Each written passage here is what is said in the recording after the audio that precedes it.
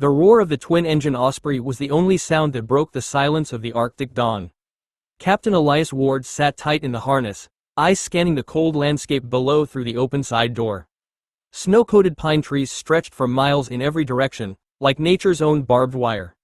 Even at 30,000 feet, he felt the weight of the mission settle deep into his chest. Coming up on drop zone, the pilot crackled through comms. Elias nodded, no words were needed. He checked his gear one last time. Rifle secured, sidearm holstered, thermal scanner active. This wasn't a combat op, at least, not officially. It was a recovery mission. But in his 10 years of service, nothing was ever that simple. Somewhere below, buried beneath ice and wilderness, was the wreckage of a top-secret satellite. Project Odin shot down in battle by Russia. It wasn't just a satellite though. Rumors inside the Defense Intelligence Agency whispered of temporal readings and quantum feedback loops. The kind of things that made even scientists nervous. The Osprey hit turbulence and dipped low. Elias grabbed the edge of the hatch, squinting against the glare.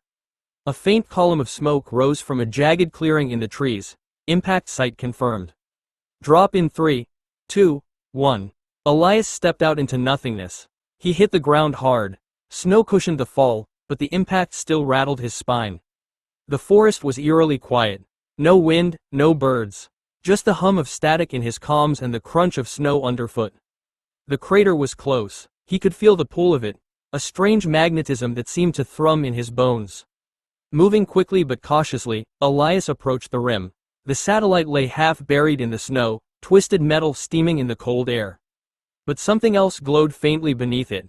Something unnatural. He stepped closer. A pulse of violet light surged from the core of the wreckage.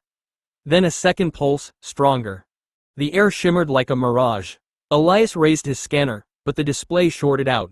Then, the ground collapsed beneath him and fell into silence. He woke gasping, sprawled out in the grass. Warm wind blew against his face.